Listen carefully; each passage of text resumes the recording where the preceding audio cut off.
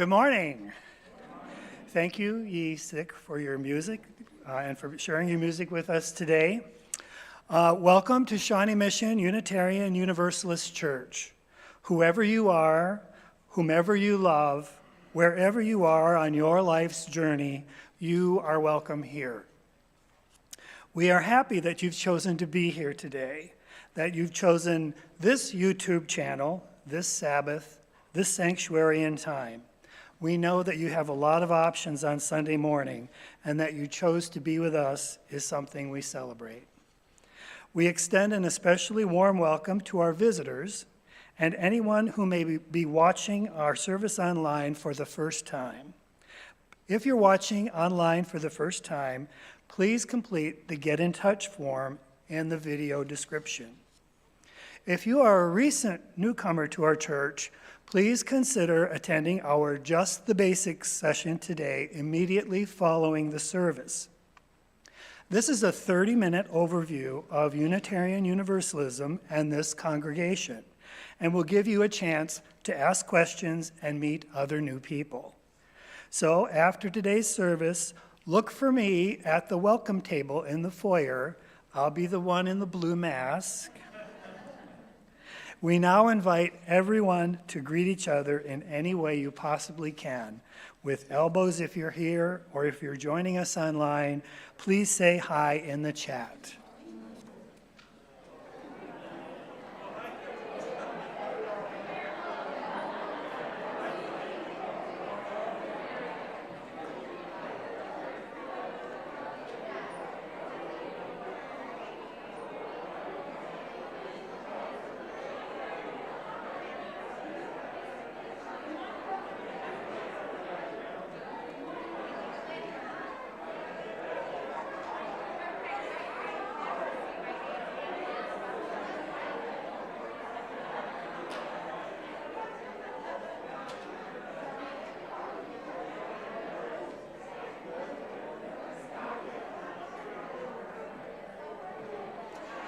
It is good to be together.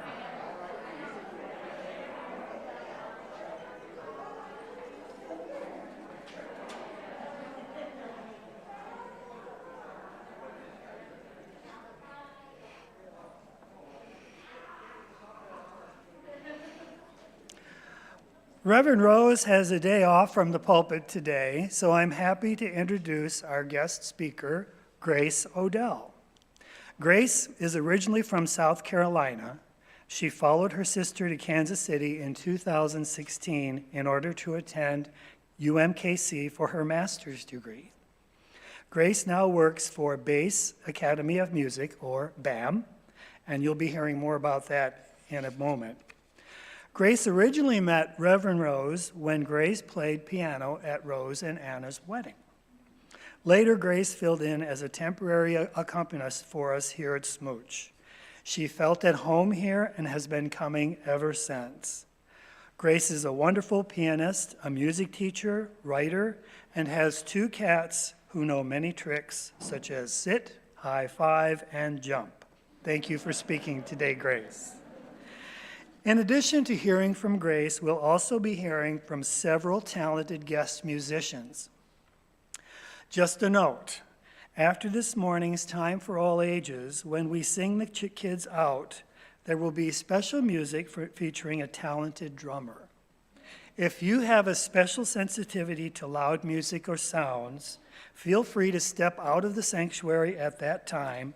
You can still view the service in Sager Room on the video feed, and then come back to us. We have lots of announcements today. Once a month, we donate our Sunday offering to a local organization doing good in the community. We call this Donate the Plate Sunday, and today is our Donate the Plate for January. To tell us a little more about Donate the Plate, I'd like to invite Mike Padgett to come forward.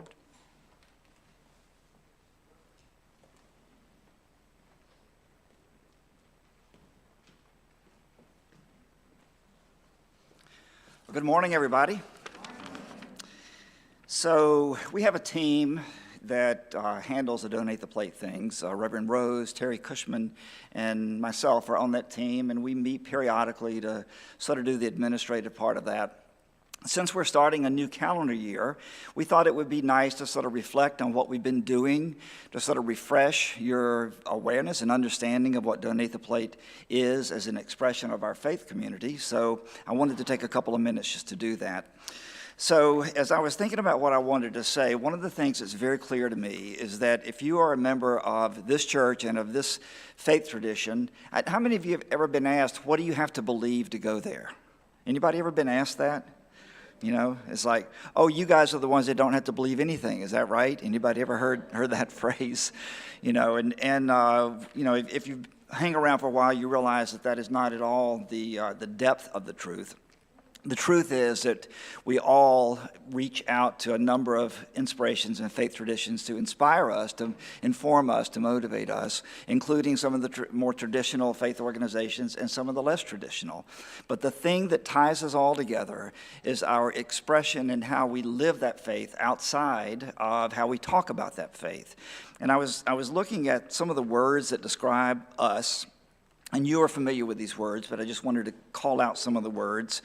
The worth and dignity of every person, justice, equality, and compassion, a free and responsible search for truth, the right of conscience and the use of the democratic process in our congregations and society, peace, liberty, and justice for all.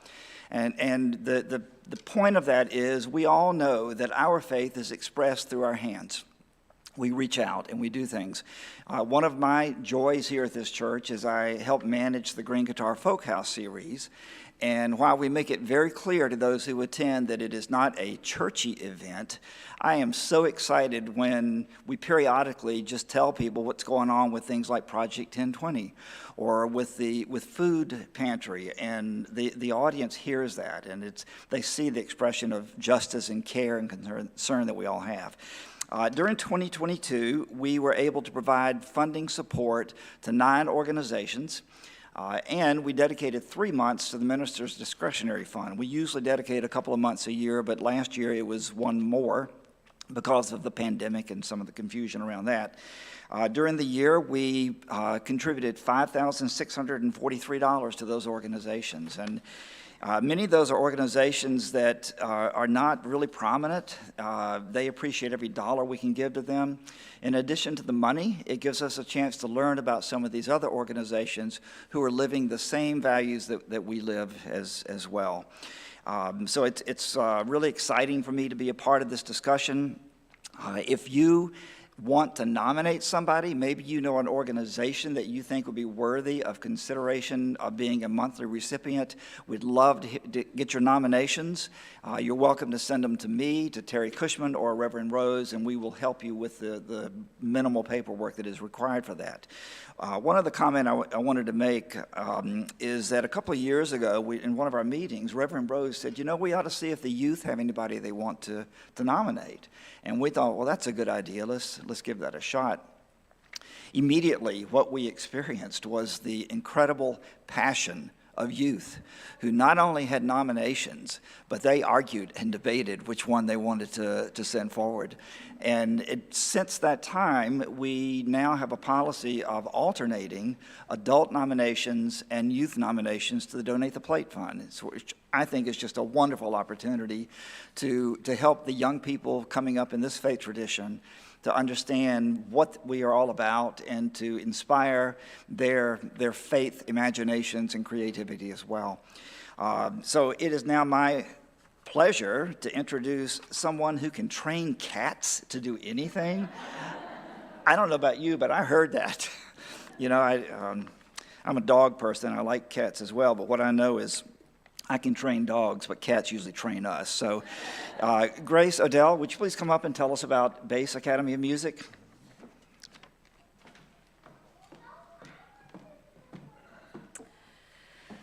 Hi, everybody. So, as it's been mentioned, I'm a piano teacher and administrator at Bass Academy of Music, and that is this month's nonprofit that is the recipient of the Donate the Plate. So I wanted to let you know a little bit more about that organization. Base Academy of Music began in 2012 to create opportunities for children in the Kansas City urban core who had little to no access to beginning music education. Opportunities existed for students with an instrument and some skill, but there were no organizations starting from scratch with students who have never played music before. We make learning a musical instrument affordable and accessible through a sliding scale payment format, a central location, and music teachers who are representative of the demographics of our students. We ignite our students' love for music, help them play their very first notes, and discover their potential musically and otherwise. All of our special musical guests today are students at Base Academy of Music. Together with our students and our teachers and our parents, as well as through donations like SMUUCh's, we are raising up a generation of youth who possess the creativity, confidence, and perseverance to succeed. We are so grateful for SMUUCh's generosity. It is this kind of giving that allows us to continue to teach music lessons. And now an announcement from Jen Lacey.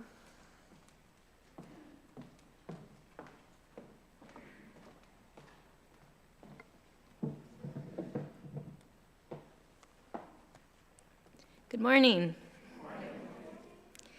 This month, we will celebrate and honor the life and legacy of Martin Luther King and his dream of building a beloved community centered around love and collective liberation. This month's theme is finding our center. And right now, a new Unitarian Universalist commission called the Article 2 Commission is asking everyone what they value as you use in order to create principles that reflect what is at the center of our faith in these times.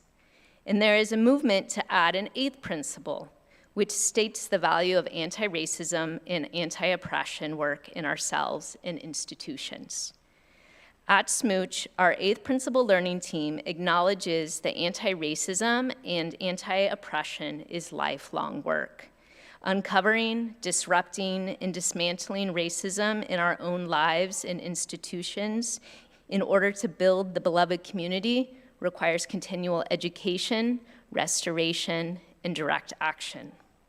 As we begin this new year, we invite you to participate in an anti-racist book study as we continue to build our language around racism and anti-racism and engage in reciprocal dialogue to address racial biases within ourselves and institutions.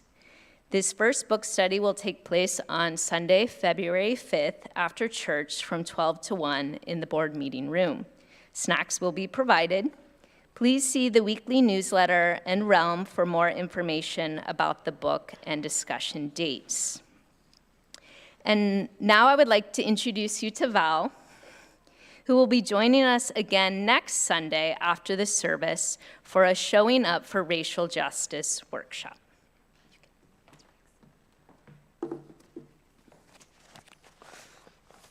Hi, my name is Val, and I'm here as an anti-racist relational organizer with Showing Up for Racial Justice, Kansas City.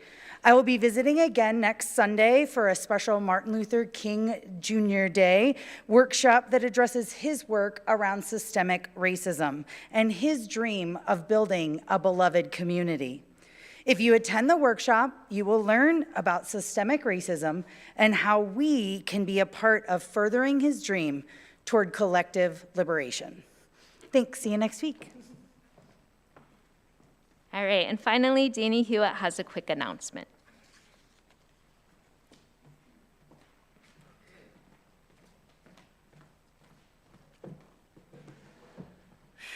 Okay. I'm on the nominating committee, and we on the nominating committee are working toward creating a slate of officers for the board and the nominating committee for the next year. And we'll be having a listening session 2 Sundays from now on the 22nd after the service for anyone who would like to know more about what it means to be on the board or the nominating committee. And we'd appreciate hearing from you. In the meantime, on that board is Heather Tice, Colin Phillips, Jennifer Nelson, and myself. So if you have questions in the meantime or would really like to be on the nominating committee or the board, please talk to us. Thank you.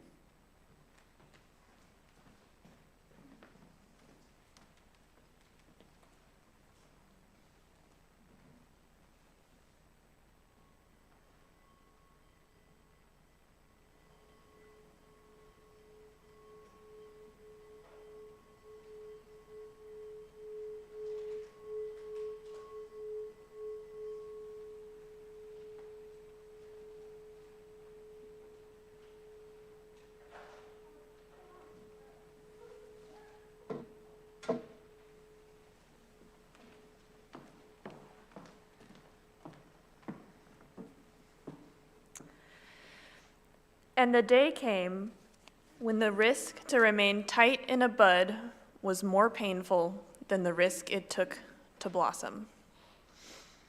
Our first musical special guest is Robbie Velasquez.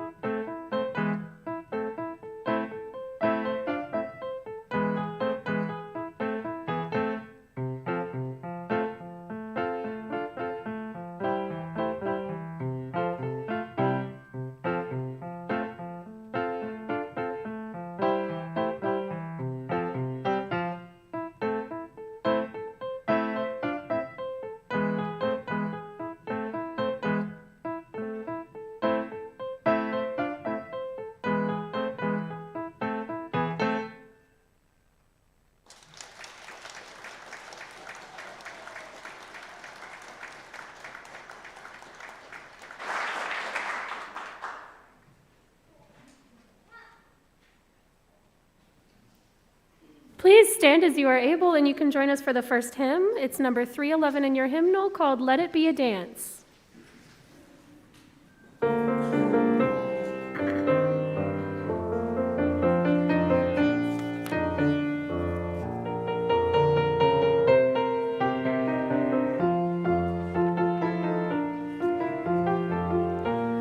Let it be a dance we do. May I have this dance with you through the good times and the bad times too.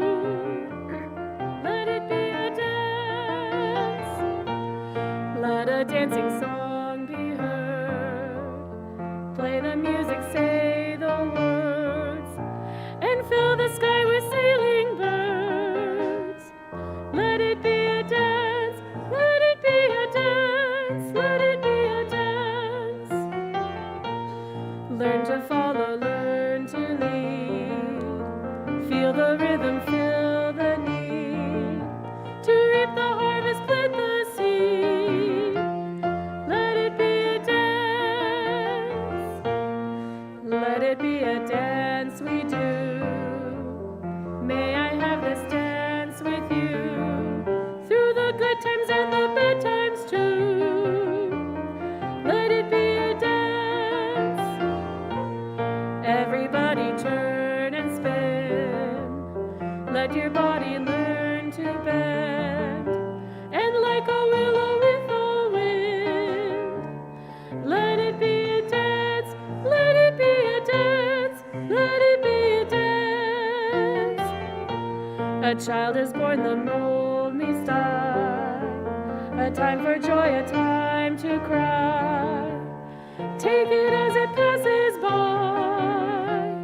Let it be a dance. Let it be a dance we do. May I have this dance with you through the good times and the bad times too. Let it be a dance. Morning star comes out at night.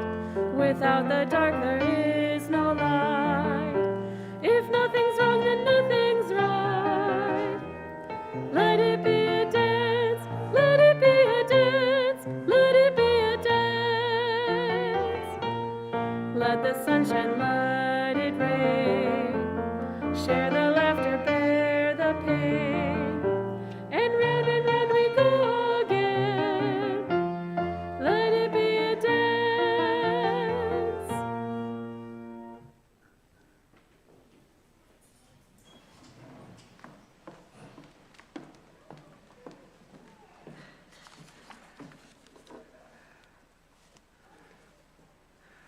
Please join me in reciting our covenant, this is displayed on the walls behind me.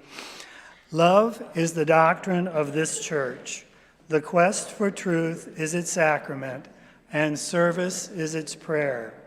To dwell together in peace, to seek knowledge in freedom, to serve humanity in fellowship, to the end that all souls shall grow into harmony with the divine. Thus do we covenant with one another.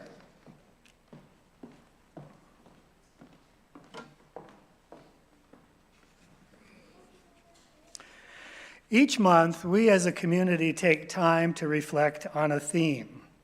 The children do this in their classes, and we do it here in worship and in our small groups. This month, the theme is Finding Your Center.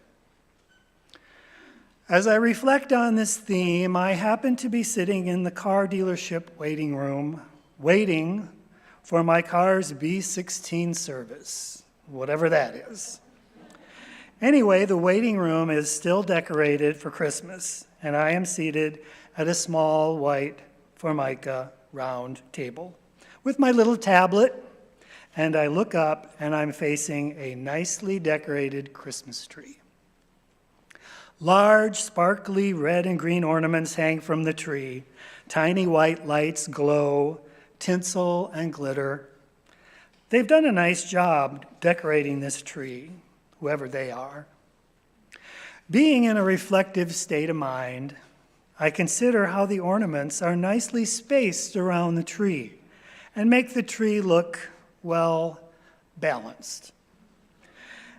As I let the words "finding your center" play around in my head, my eyes are drawn to the center of the Christmas tree.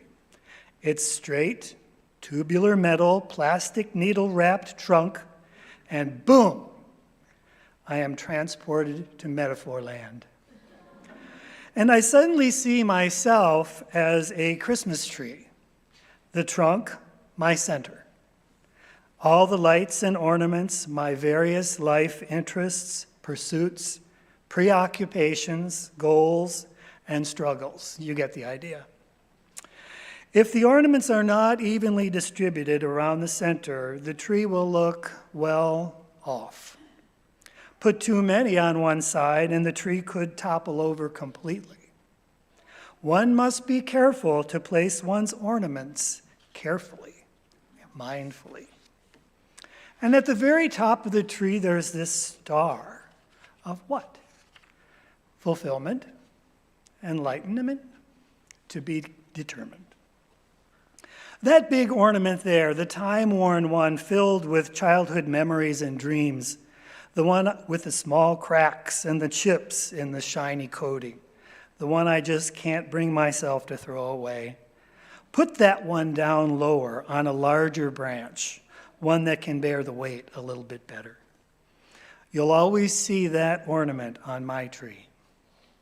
My mind drifts to thoughts of my retirement from work and how happy and excited I was to remove all the work-related ornaments from my tree. The Franklin Planner ornament, the corporate speak ornament, the weekly meeting ornament, gone. Happy that my tree felt lighter and less cluttered, and excited that there were so many open spaces. What ornaments would fill those open spaces? So many possibilities. Here's a new ornament. It's shaped like a piano. It represents the piano lessons I started taking when I retired. Let's put it right here in the middle, right out front. This taco-shaped ornament. I'm learning to speak Spanish. Oh, and look, a cute little ornament shaped like a mitten. That's the knitting I've taken up. Slowly, I fill my open spaces on the tree, careful not to overdo, careful to distribute things evenly, and careful to keep an open space or two. Who knows? Consider the possibilities. Is that star at the top of the tree glowing a little brighter, or is it just me?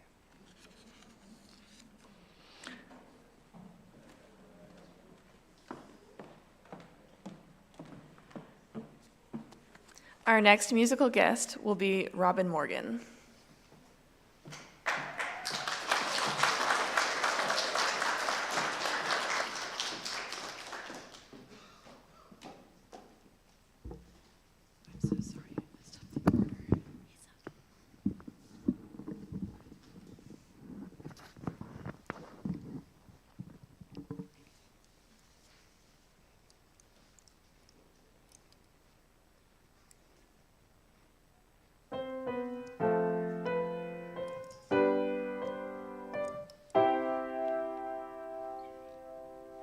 There's no need for fear, 'cause I know I'll never be lonely.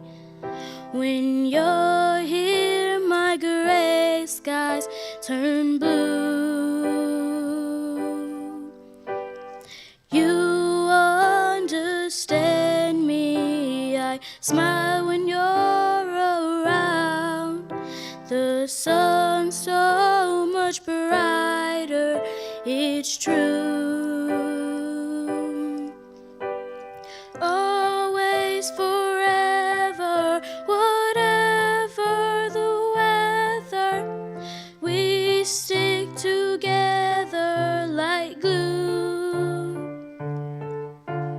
Oh, always, forever, good times and bad days, I'll always know what to do. 'Cause I've got a friend just like I've got a friend just like I've got a friend just like you. You, 'cause I've got a friend just like you.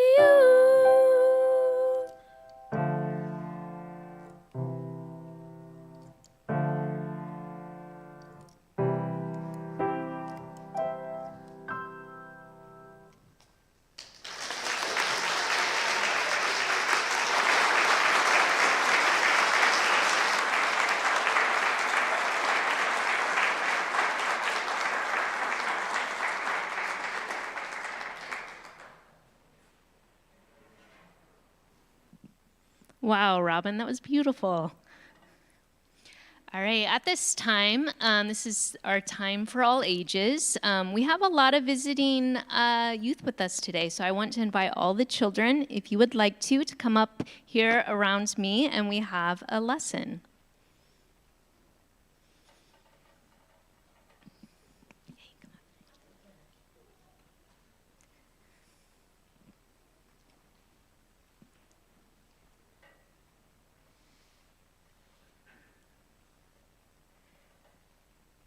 All right, I see a couple more coming.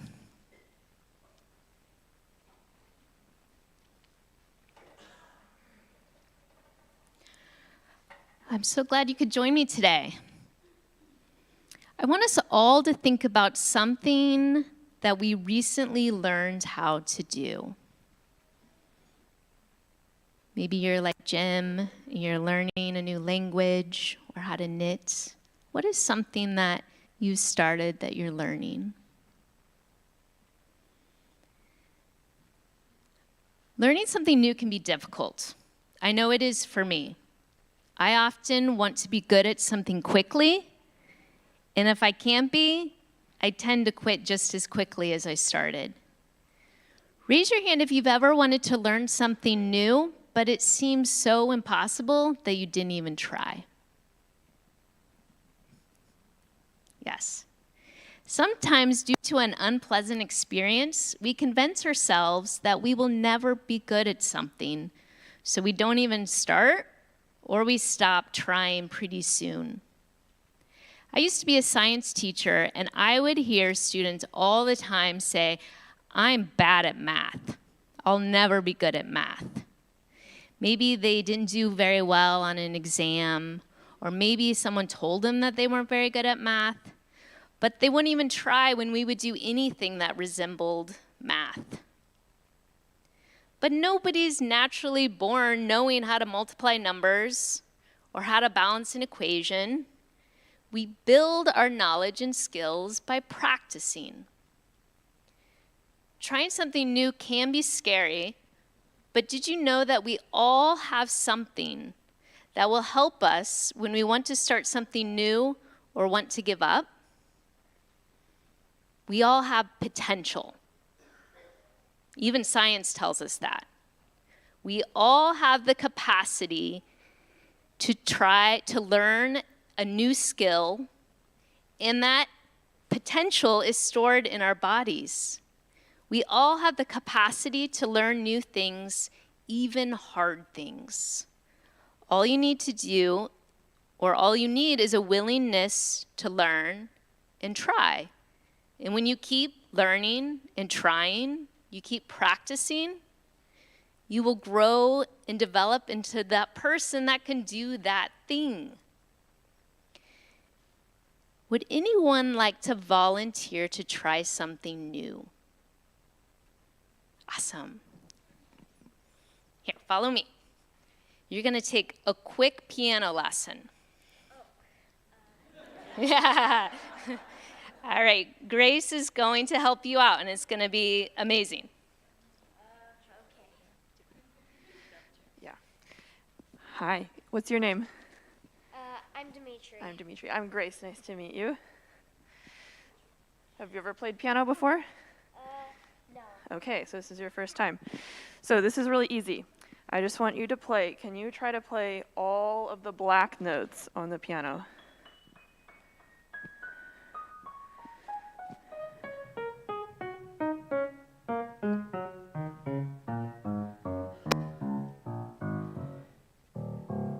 Good job. Not too hard, right? Yeah. Okay, so guess what? You already know how to play. We're going to play a song together. Oh, okay. So the rules are you get to play any black notes that you want. Just no white notes for now. And I'm going to play with you. So this is called Pentatonic Improvisation by Dimitri and Grace.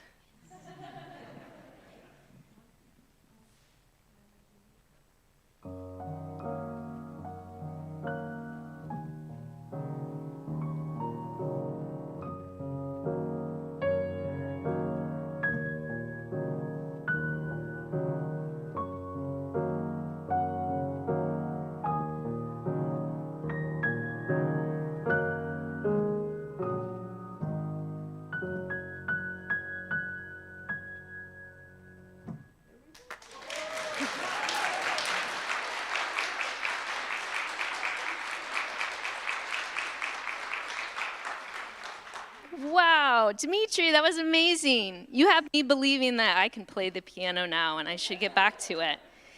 That was so wonderful. May Dimitri's beautiful piano playing inspire us to all find our potential to try and start something new. All right, at this time, our middle and high school students are going to stay in the sanctuary today because Grace has a very special message that we want you to hear. And our elementary age students, you can follow me and Miss Micah out this door to your classroom.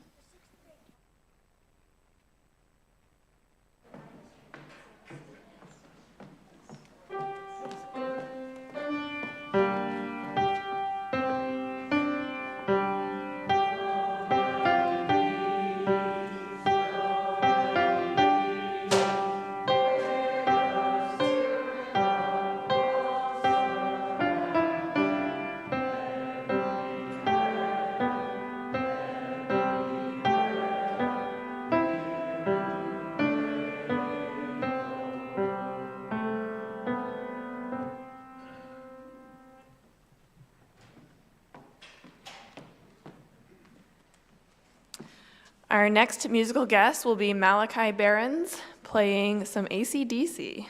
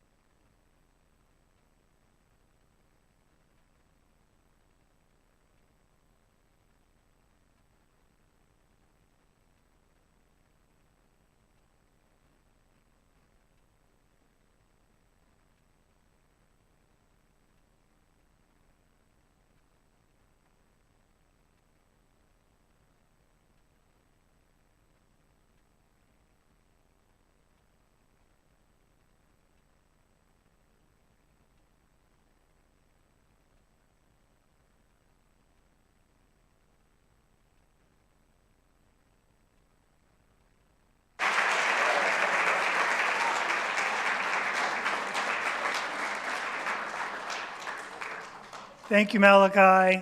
You're great. Now, didn't that put you in a meditative state of mind?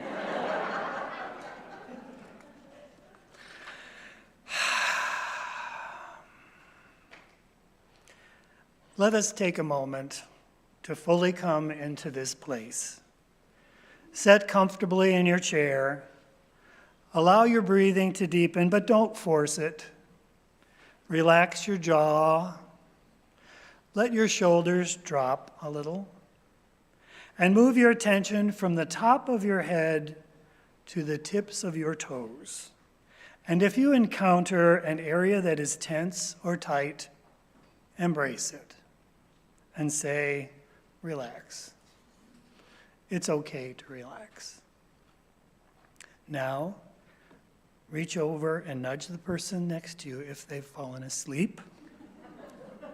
Yes, laughter is okay in this space.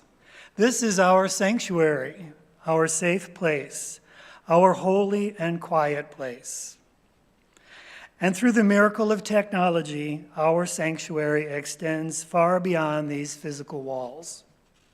We gather in this place with intent to be together, to set aside the workings of the world for just a few moments, to rest, to reflect, to recharge our spiritual batteries.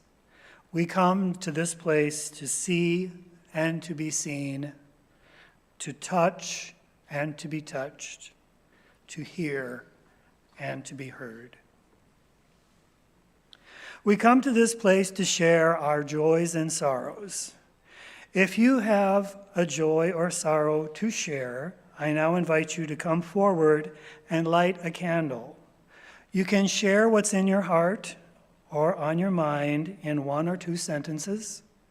You can share with a single word, or you can share in silence and simply light a candle.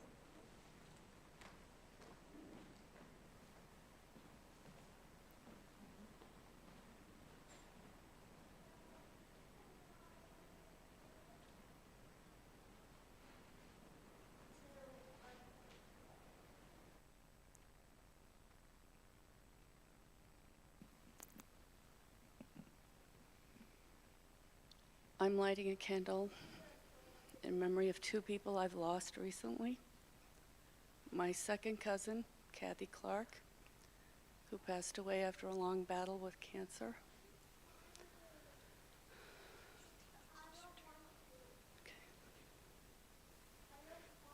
And her daughter, Leah Janae Cotton, who cared for her during her illness and was found dead in their apartment this Thursday.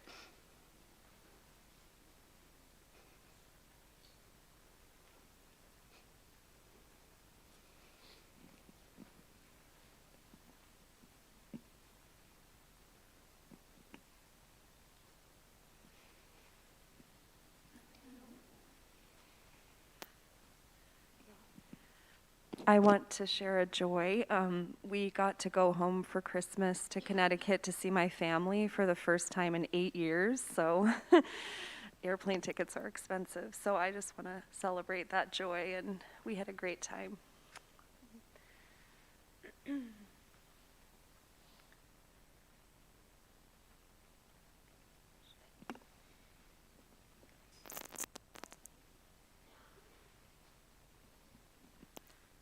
My name is Alyssa Malozzi, and I am sharing a candle of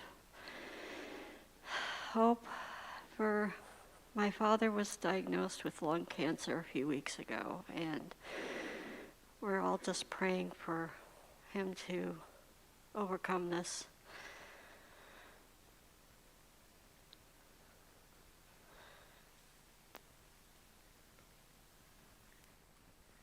Hi, everybody. I'm Reverend Rose. I'm trying to have a congregant experience this morning. I'm lighting a candle of love in support for our longtime member, Richard Pease, who is struggling very badly with cancer over the years.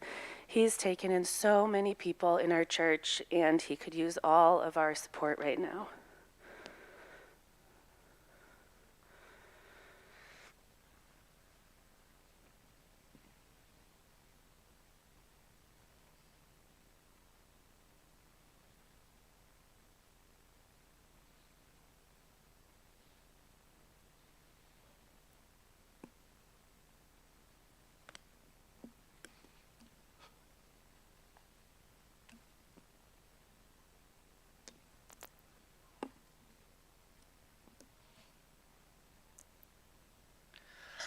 Please repeat after me.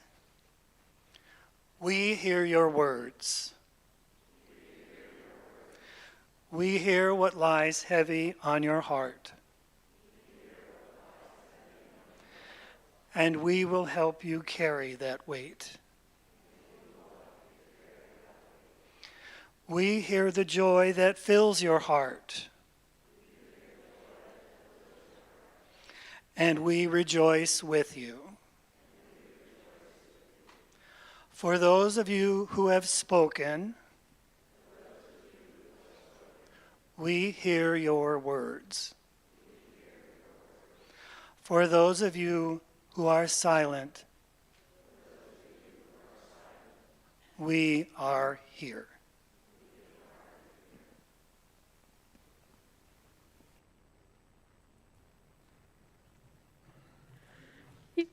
Seated in your meditative state.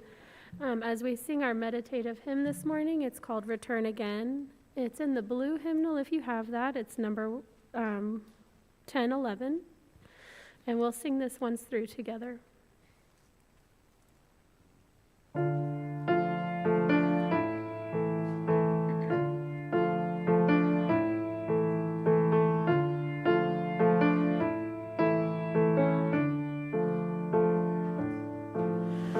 Return again, return again, return to the home of your soul. Return again, return again, return to the home of your soul. Return to who you are, return to what you are, return to where you are, born and reborn again. Return to who you are, return to what you are, return to where you are, born and reborn again. Return again, return again, return to the home of your soul.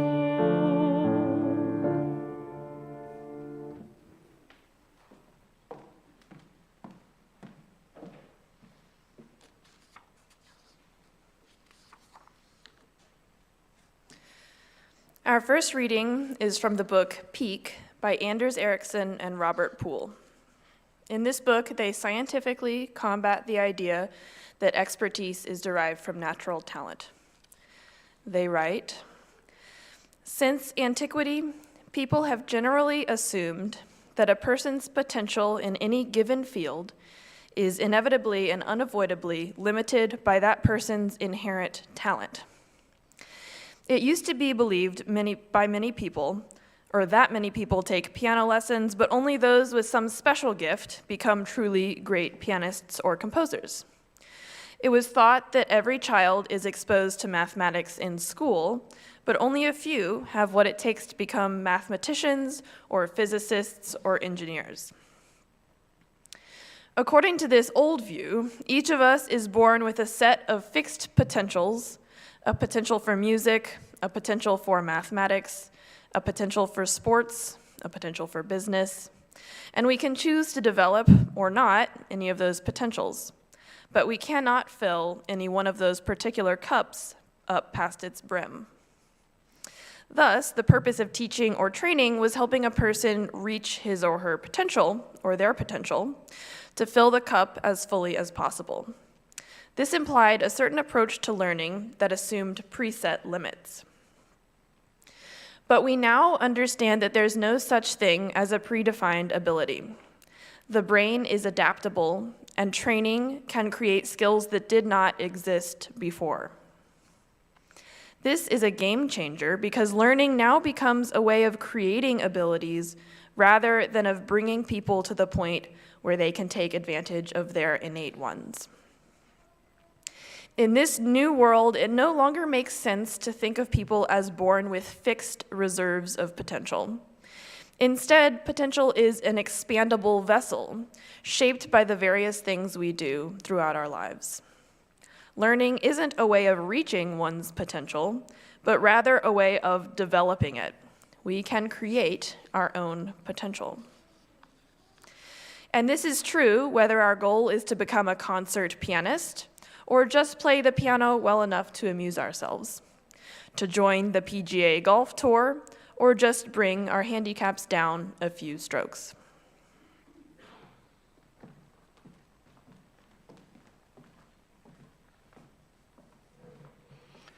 The second reading is from Rainier Maria Rilke, Letters to a Young Poet.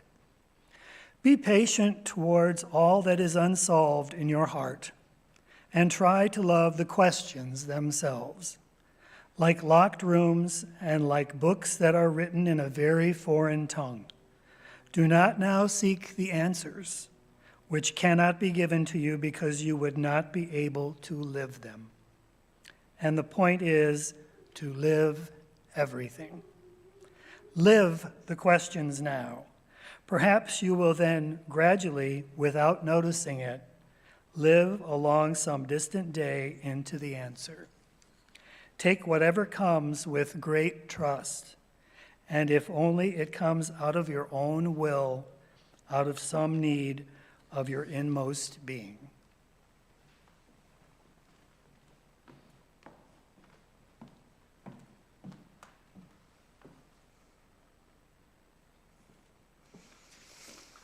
As a piano teacher, I am the unwilling collector of two different but related types of stories. The most common is when people tell me, I wish I could play piano, or I used to play piano when I was a kid and I really wish I had stuck with it. The second story goes something like this. When I was a kid, I took piano lessons, and the teacher told my parents that they were wasting their money and I'm just profoundly unmusical. Or the story that someone had a music teacher who yelled at them for not being able to play music magically somehow in their first lessons. It's the same story that Reverend Rose told me when she went into her cello lesson as a child, and her teacher told her that her cello was incapable of making music. When I hear these stories, my heart breaks. I have never had a student that knew how to play piano before someone taught them how to play piano. Often, these people tell me these stories to let me know that they are unmusical, but I hear them as biographies of teachers who failed in their fundamental job, nurturing the spark that is in every student. When rock star Freddie Mercury of the band Queen first took the microphone, he was not good at singing. Queen's original bass player, Mike Gross, explained that Freddie used to sing flat. When he got to high notes, he would pull the microphone away from his mouth so you couldn't quite hear him. Imagine if he had a teacher who encouraged him to stop singing at that point, and he wound up being that random person telling me at a party that he's tone deaf. By the way, only 4% of the world's population is actually clinically tone deaf, which means that out of all of the dozens of people who have told me they were tone deaf, probably none of them actually have this medical condition. But what about Mozart? This is always the question it comes down to. Wasn't he writing music by the age of 6? Wasn't he just naturally talented? The simple answer is no. But the myth of the prodigy is so baked into our culture that we have a hard time swallowing that pill. There were a few things going on in Mozart's case. First of all, he lived in a time where you learned your trade from your father from a very early age. Therefore, young Mozart had access to musical education from the time of birth. His whole life was music, and education delivered to him by an arguably abusive parent. It's really not fair to Mozart when we label him as a child prodigy and credit his musicality to natural talent, when in reality his talent was due to the hours and hours of grueling practice he went through as a young child. It's also not fair to the generations of potential musicians after him, who believed that if they weren't good at music on their first try, they should just give up. It's not fair to my adult beginner piano students who are working so hard and making so much progress. There's also the element of access and opportunities afforded to Mozart because he was a white man. His sister was trained alongside him, but her training was cut short when it was time to get married and become a housewife. That's why we don't hear as much about Nannerl Mozart, not because she was not as talented as Amadeus Mozart, but because she did not have access to the opportunities that he did, and therefore her development as a musician was cut short by outside forces. The fiction that musical talent is an innate, fixed talent perpetuates the power structure of white men because historically those people had more ready access to music education and time to practice. It perpetuates the untrue story that white men are better than everybody else because they are more naturally gifted. It also pigeonholes groups of people into pursuing activities aligned with how they should fit into the stereotypical order of things. African-American pianist Nina Simone was classically trained, but she was isolated from the classical music scene due to the structural racism inherent in its educational format. Her career only took off when she started playing genres created by Black people such as blues and jazz. This is true in other areas as well, such as sports. Studies show that sports reporting tends to depict Black athletes as naturally talented, while white athletes supposedly worked harder for their victories. It also shows that Hispanic baseball players are typecast into certain positions over others, such as shortstops and second basemen. Or in another example, the racist arguments that basketball player Jeremy Lin's Taiwanese American heritage disqualifies him for an NBA career. Unfortunately, I could pull examples from pretty much any field of expertise. These outside imposed limitations become part of the cultural narrative and even take root into how we perceive our own ability to learn. You can't teach an old dog new tricks becomes a self-fulfilling prophecy if the old dog in question believes it can't learn new tricks, and so it doesn't even try. Not only does this apply to piano and basketball, but it's also applicable to learning how to be in community and learning how to be in touch with your own humanity. These limitations and myths of natural talent encourage us to stop exactly when we should be going forward. We can learn how to use someone's correct pronouns. We can learn how to dismantle our own subconscious biases. We can become better friends, more creative thinkers, and more empathetic listeners. The truth of talent is that it comes down purely to access to education and time. You may have heard of the idea of 10,000 hours, that if you spend 10,000 hours doing something, you will become an expert. The truth is a bit more nuanced than that. First of all, it has to be focused, deliberate practice, not just playing the same song over and over for 10,000 hours. Second, it has to be informed by expert, personalized feedback. Just doing it on your own in a bubble will not help you improve. And last, 10,000 is not a magic number at which you suddenly become amazing at the thing. The basic fact of the matter is, the more that you work at something, the better you will get at it. And the better teachers and opportunities you have, the quicker you will improve. As mentioned, this is the essential purpose of the music school I work for, Bass Academy of Music. Music education is a middle to upper class institution in America in its geographical locations, its price point, and in its hierarchical teaching philosophy. At BAM, we recognize the potential that is inherent in every child, and we are working to break down this middle to upper class institution and recreate musical education as something accessible.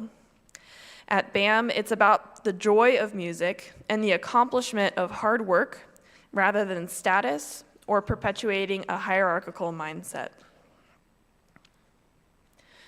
Once we understand that the myth of the prodigy is, in fact, a myth, it opens up the world in so many directions.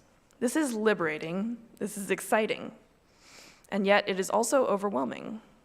How does this apply to us in our daily lives? We like the world to make sense and have boundaries. Sometimes our self-definition feels better when it is fixed. Maybe you might have these types of thoughts. I am not musical. I am a bad cook. Every plant I take care of immediately dies. I am an introvert. I am scatterbrained.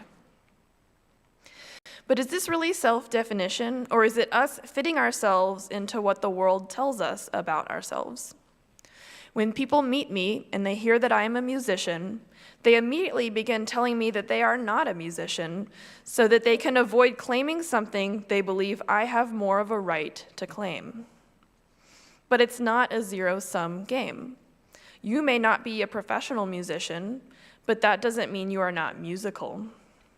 You may not play any instruments, but that does not mean that you don't have a favorite song that you know every word to. There's also no moral value towards being a musician or not being a musician. The boundaries of our world are, in fact, flexible. If you know this, then you have the autonomy to make the choice for yourself instead of letting the myths of the world choose for you. You can choose to take beginning music lessons as an adult. You can choose to be a listener of music rather than a player. You can choose to focus your energy on becoming a better cook. Choose to prioritize one skill in your life. Choose to dabble with many different hobbies. Your time is so precious and valuable, and it is yours. Spend your time on things you love and value. Who you are changes, and who you're in the process of becoming is your choice. Which leads us to another important element, the process. Goals are important. Goals are, in fact, essential in improving a skill. However, they are just markers within a process that is so much more rich and vibrant and fulfilling than the goals themselves. Our value as humans is not in what we can do or produce. My value is not in how well I can play complicated piano music or even how good I am at teaching. As Unitarians, we believe in the inherent worth and dignity of every person. Our value is not in anything we have control over. As an overachiever, this is a lesson I am learning every day. I have found that de-emphasizing the importance of achieving goals and instead emphasizing the process of learning allows me to more fully engage with what I am learning and separate my abilities from my worth. One of the most beautiful things about being human is how dynamic each of our brains are and how good our brains are at learning. The process of engaging and struggling with something and challenging our ideas about who we are and what we are able to learn is so beautiful. My favorite moment in a piano lesson is not when my student plays something perfectly. It's when I can see their brains working hard and creating connections and developing resiliency and creativity. So I want to return to the story that Rev Rose told me when she walked into her cello lesson and her teacher told her that her cello was incapable of making music. This statement assumes that the instrument holds all the power and is just waiting for a genius to come let it loose. Rev Rose's teacher was telling the truth, but not in the way that they understood it. Her cello was incapable of making music because the music is not in the cello. And it's also not in a set amount of newborn babies with natural skill just waiting to grow up and play cello.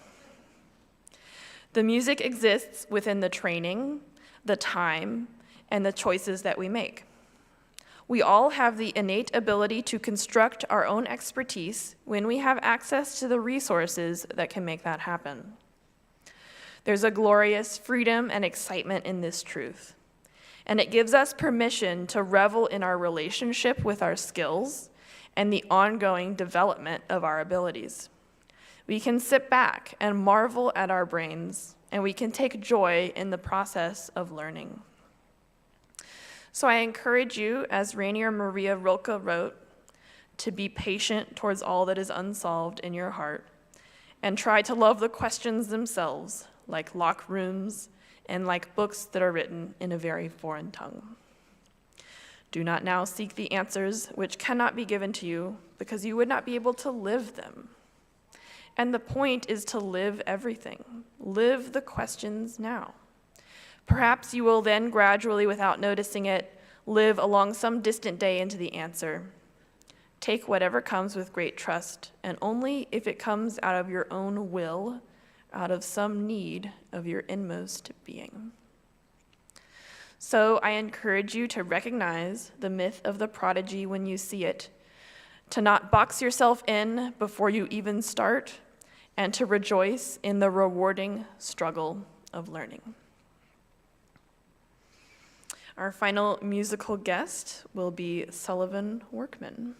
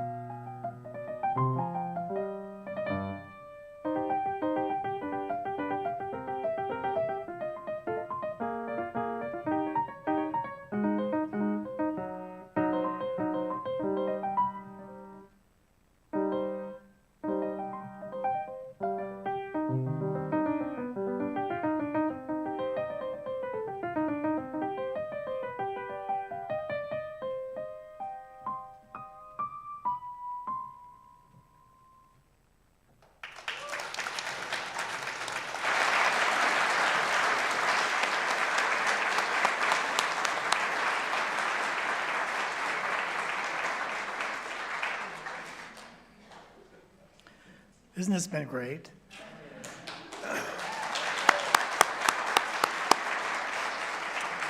The work of the church depends on us, our generosity of time, wisdom, and financial resources. Today, our Donate the Plate, as you've heard, goes to Bass Academy of Music. We invite you to give generously to support this worthy organization and the ongoing work of the church. The offering will now be given and received in grateful appreciation of our shared values.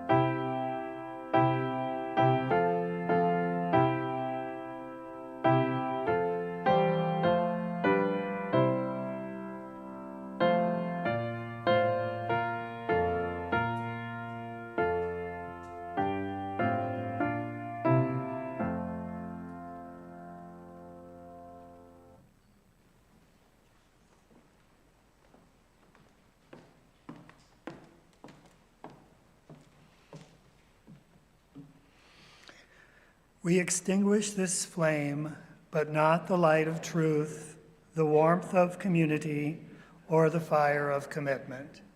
These we carry in our hearts until we are together again. Please rise in body or in spirit for our closing hymn, number 318, We Would Be One.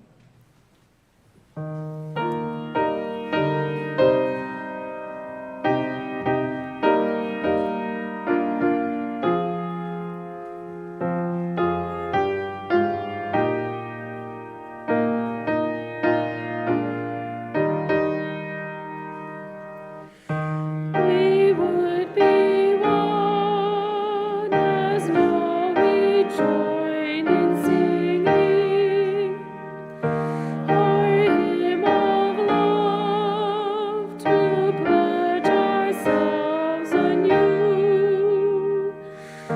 to that high cause of greater understanding of who we are and what in us is true. We would be one in living for each other to show a new community. We would be one for tomorrow, a nobler world than we have known today. We would be one in searching for that meaning which binds our hearts and points us on our way. With one we pledge ourselves to greater service, with love and justice strive to make us free.